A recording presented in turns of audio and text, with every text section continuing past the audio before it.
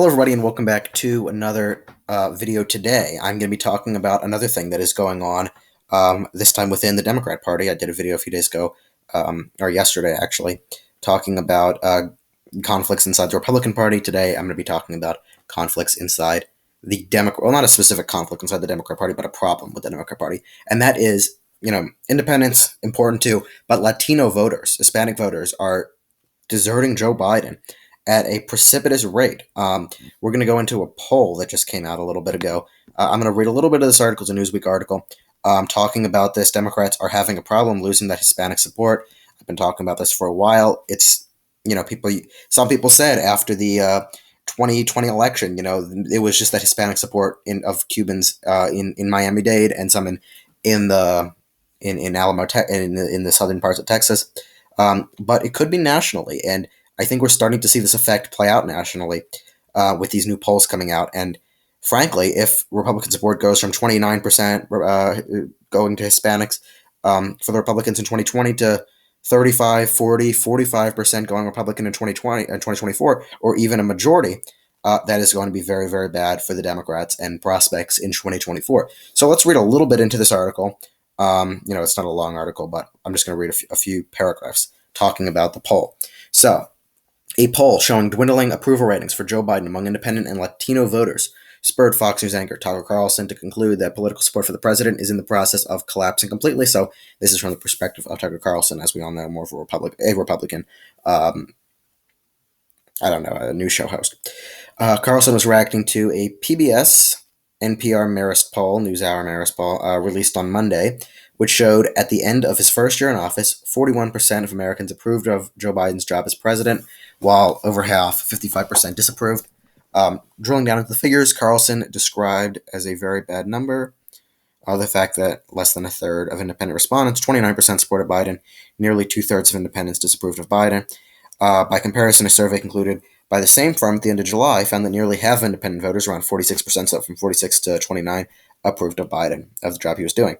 Okay, so let's go now into talking about the Hispanic poll. Now, Carlson said this was just the beginning of the bad news, as the Marist poll of 1,400 adults conducted between December 11th and December 13th with a margin error of 4.1%, showed support among Latino voters for Biden was 33%. So it wasn't 29, my bad, 33%. The Marist poll in July showed Latino supported a healthy 59%.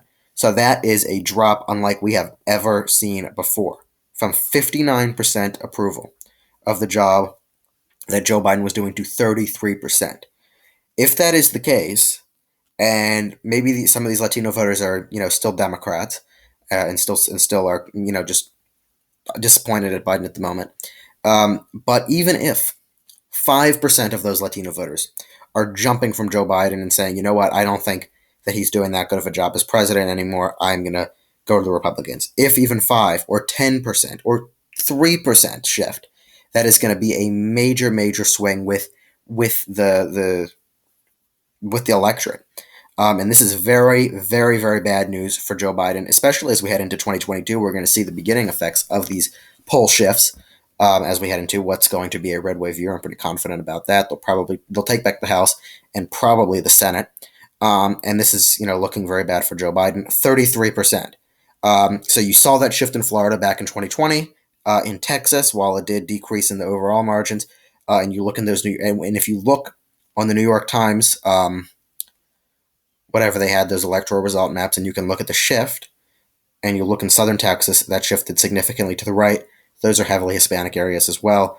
Also in Nevada, and also when you look in New Mexico, that Senate race narrowed up significantly, even with Lujan Grisham winning there. He won by a smaller margin than you would expect. So that could also be due to that Hispanic shift. And also, I don't know how to pronounce that representative's name, but one of those New Mexican seats flipped Republican as well. In the Southwest, you're seeing a little bit of a bounce back towards the Republicans, and I think that that's due to the Hispanic shift. And while the poll 59% in July was 59 among Hispanics, if it's even lower now, that trend could continue to exponentially increase.